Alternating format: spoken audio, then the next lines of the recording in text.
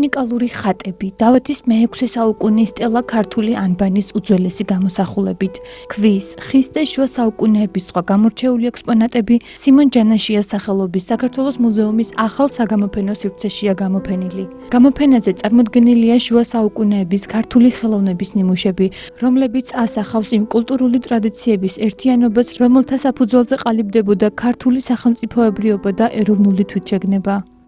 გამოფენა ერთ-ერთი მნიშვნელოვანი მოვლენაა ქართული კულტურის წარმოსაჩენად. გამოფენა ქართული შუა საუკუნეების ქრისტიანული ხელოვნების საგანძური მნიშვნელოვანი მოვლენაა ქართული კულტურის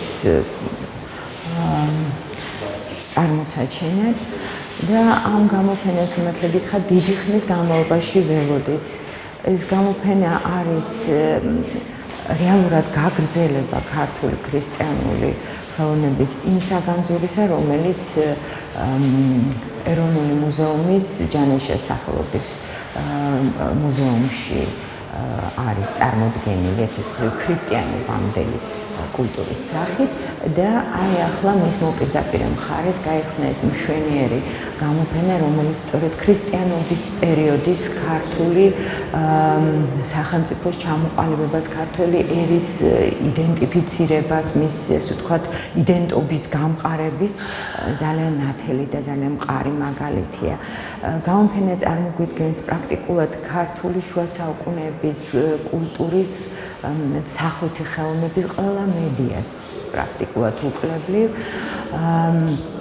და მათ შორის არის ქართული კედლის მხატვრობის ნიმუშები, ქართული მონუმენტური დეკორი, როგორც შეიძლება ზოგადად ვთქვათ, ის რაც ამშვენებდა და ასე ვთქვათ ამთლიანებდა ქართულ კულტურას შუა საუკუნეების განმავლობაში.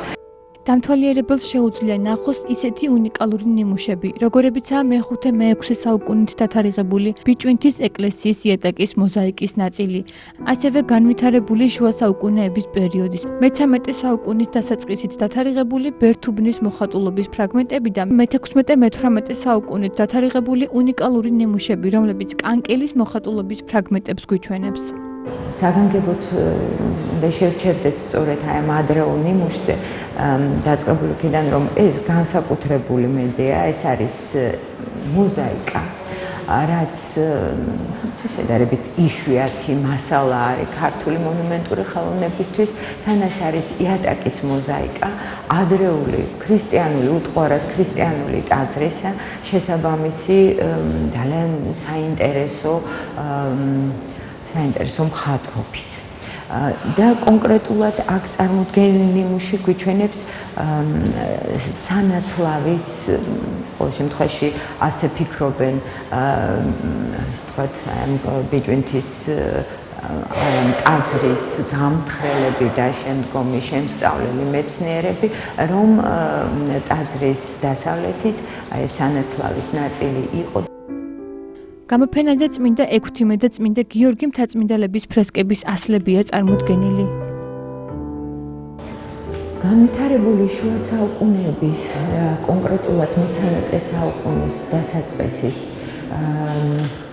მონუმენტური მხატვრობის ნიმუშად წარმოდგენილია ბერთუბნის, დავით გარეჯის ბერთუბნის მონასტრის, რომელიც დღეს მოგეხსენებათ აზერბაიჯანის ტერიტორიაზე მდებარეობს, იქ არის მოქცეული არის აზერბაიჯანის ტერიტორიაზე მდებარე მთავარი ტაძრის, ღვთისმშობლის სახელობის ტაძრის კამარის მოხატულობის ნაწილს.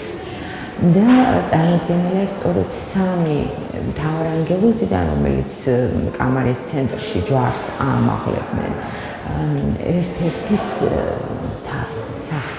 ბერთუბნიდან ჩვენ გვაქვს სხვა ფრაგმენტებიც, მაგრამ ეს გამორჩეული ფრაგმენტია და არ არის შემთხვევითი, რომ სწორედ ეს ფრაგმენტი და მასთან ერთად მე-13 საუკუნის დასაწყისით დათარიღებული ორი ასლი, რომელიც ახტალის ფრესკებს გვიჩვენებს.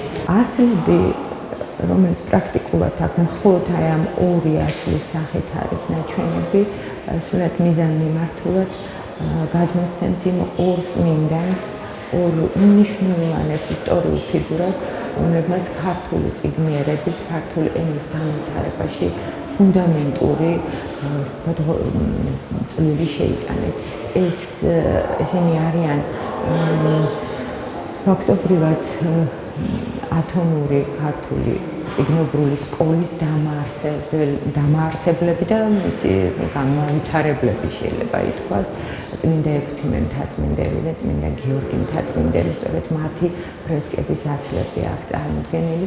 ეს ორვაწმოსილი ადამიანი, რომლებმაც ფაქტობრივად ეს ქართული ენის რეფორმირება მოახდინეს, ისინი მთარგმნელები, მწერლები, მოღვაწეები, ძალიან დიდი მოღვაწეები იყვნენ და ეს ქართულ საზოგადოებას მოეხსენება თან ცხოვრებაშივე, სიცოცხლეშივე ფაქტობრივად წმინდანებად იყვნენ შერაცხულები, არაჩვეულებრივად დიდი იყო მათი ავტორიტეტი, როგორც საქართველოში, ისე ცხადია მის გარეთ, ათონის მონასტერში და ვთქვათ, აი აქ სწორედ ის ძალიან მნიშვნელოვანი მაგალითია ნაჩვენები, რომ აი მე-13 საუკუნის დასაწყისში ისინი როგორც წმინდანები ახტალის ფრესკაზე იქნენ გამოსახულნი, აქაც აი ამ დიდებულ წიგნებს შორის, ქართულ ხელნაწერებს შორის, ცნობილ ხელნაწერებს შორის მათი გამოსახულებები შემთხვევითი ნამდვილად არ არის. სხვა საგანძურებთან ერთად გამოფენაზე ჭალის წმინდა გიორგის ეკლესიის კანკელის ნაწილია წარმოდგენილი, რომელიც გვიანი შუა საუკუნეების მონუმენტური მხატვრობის ნიმუშს წარმოადგენს. უნიკალურია ის როგორც ფორმით, ასევე შინაარსობრივად და კომპოზიციურად. მსგავსი სხვა მოხატულ კანკელებს შორის არსად გვხვდება. ის სამი ნაწილის სახით არის შემოსული და როგორც ხედავთ, ქვაზე შესრულებული მხატვრობა არის. ეს არის კანკელის ზედა ნაწილი, როგორც ხვდებით, კანკელის არქიტრავის ნაწილი, რომელიც ერთ მთლიან კომპოზიციას წარმოადგენს. გაშვილია 40 სებასტიელი მოწამის წამების სცენა ხატი, შეიძლება ესე ითქვას. და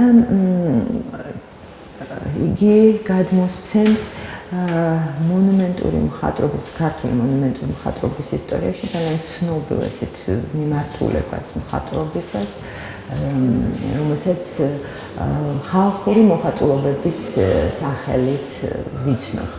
მე-15 საუკუნის მიწურულსა და მე-16 საუკუნის დასაწყისში ჩნდება და მე-16 საუკუნის პრაქტიკულად შუა ხანების, მეორე ნახევრამდე შეიძლება ითქვას, განაგრძობს არსებობას. აი ამ პერიოდში იქმნება ეს მხატვრული მიმართულება, მიმდინარეობა საინტერესოა არა მარტო მისი არაჩვეულებრივად გულწრფელი მხატვრული საინტერესო შესრულებით, მიუხედავად იმისა, რომ ცხადია არც დახვეწილება და არც განსწავლა ემჩნევა აი ამ სტილის მოხატულობებს, საინტერესოა მისი შინაარსობრივი თვალსაზრისით, რადგან ის სრულიად განსაკუთრებულად ამუშავებს თეოლოგიურ თემებს და შეიძლება ითქვას აი ესეთი ქრისტიანული ჰიმნოგრაფიული მეტაფორული აზროვნებით გამოირჩევა. ის კომპოზიცია, რომელსაც ჩვენ ვხედავთ, პრაქტიკულად სრულიად უნიკალურია. ასეთი 40 სებასტიანი მოწამის ამგვარი მხატვრული გადაწყვეტა, ამგვარი კომპოზიცია პრაქტიკულად ცნობილი არ არის.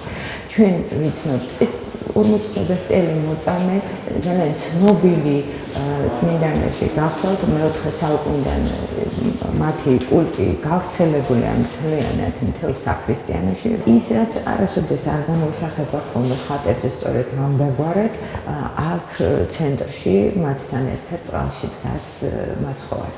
მაცხოვარიც ასევე ელმანოვის სახით, ანუ ჭაბუკის ყრმის სახით არის ფაქტობრივად წარმოდგენილი, ასევე სრულიად უნიკალური მოვლენა და აი ეს სწორედ ხას უსვამს ამ გამოსახულების იმ ღრმა აზრზე, რომელიც მიანიშნებს როგორც ხსნაზე, მეორედ მოსვლაზე და ამავე დროს ქრისტიანული ეკლესიის ტრიუმფზე, რომელიც ხაზგასმულია კიდევ გამოსახულების კუთხეში იქ ღვთისმშობლის ფიგურით. ორანტა წარმოქმნილი სამწუხაროდ დაზიანებულია, მაგრამ ისიც სწორედ ნაწილია ამ ცენტრალური ნაწილისა და ეს ორანტა, ღვთისმშობელი ორანტა სწორედ გამომთლიანებელია ქრისტიანული ეკლესიის ტრიუმფისათვის.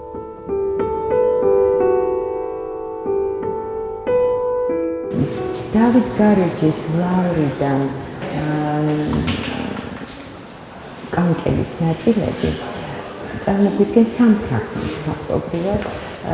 ეს როგორც ჩანს დიდი იკონოსტასის ტიპის კანკელის ნაწილები უნდა იყოს, რომელიც გვიან შენობის საქართველოში, განსაკუთრებით აღმოსავლეთ საქართველოში და აი დავით გარეჯში ჩნდება პრაქტიკულად.